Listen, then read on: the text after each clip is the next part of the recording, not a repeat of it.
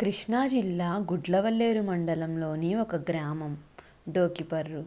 ఇది మండల కేంద్రమైన గుడ్లవల్లేరు నుండి 7 కిలోమీటర్ల దూరంలోనూ, సమీప పట్టణమైన గుడివాడ నుండి 19 కిలోమీటర్ల దూరంలోనూ ఉంది. బృహత్సామ తదాసామ్నాం గాయత్రీ ఛందసామహాం మాసానాం మార్గశీర్షో హ మృతూనాం కుసుమాకరః. సామములో బృహత్సామం, ఛందస్సులలో గాయత్రి, నెలలలో మార్గశిరము, ఋతువులలో వసంతము నేనే అంటాడు. మాసాలలో మార్గశిరమాసం మహావిష్ణువుకి ఇష్టం, లక్ష్మీదేవికి ఇది ప్రీతికరం. ఆ సందర్భంగా ఈ కథా విశ్లేషణ. శ్రీ వెంకటేశ్వర మహాత్మ్యం తెలుగు వారందరికీ తెలిసిన కథ. అందులో లోక కళ్యాణం కొరకై యజ్ఞం తలపెట్టిన మహర్షులు త్రిమూర్తులలో గొప్పవారెవరో నిర్ణయించమని భృగు మహర్షిని పంపుతారు. అరికాలిలో నేత్రం కారణంగా తనకి గల శక్తి పట్ల గర్వితుడై ఉన్న భృగు మహర్షి తొలుత సత్యలోకాన్ని చేరాడు.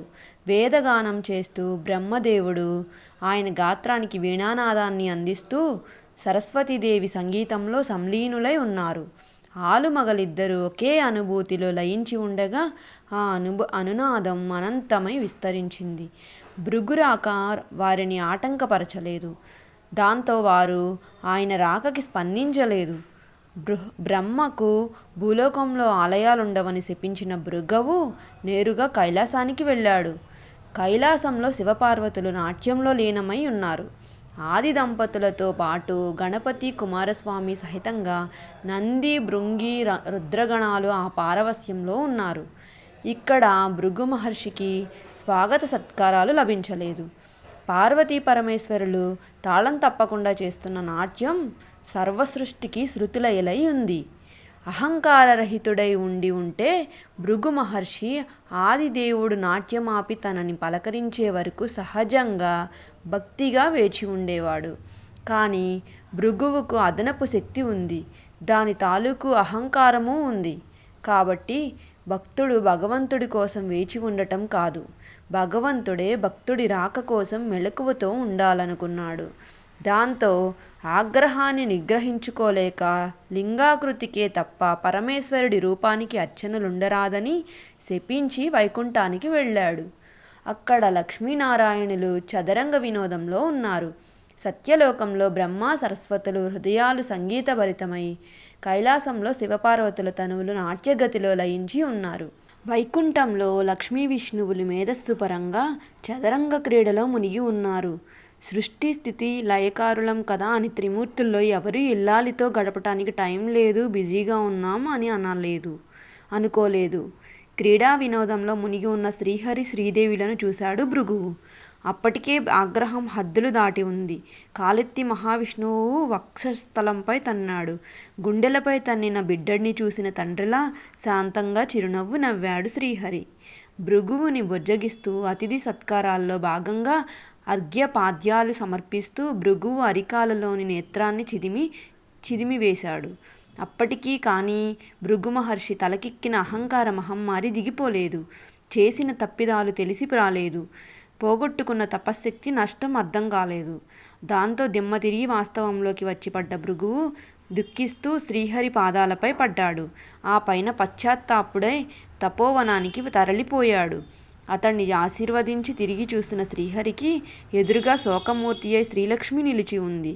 తన నివాస స్థానమైన మహావిష్ణువు వక్షస్థలంపై తన్నిన భృగువుని విష్ణువు శిక్షించకుండా సమాదరించి పంపినందుకు ఆ తల్లి అవమానం పదింతలైనట్లుగా పరితపిస్తోంది. అనునయించబోయిన శ్రీమన్నారాయణుడికి శ్రీదేవి శోకాశ్రువులే సమాధానం చెప్పాయి. బాధ తప్తమై ఆ ఇల్లాలు కన్నీటితో భర్తని విడిచిపోయింది.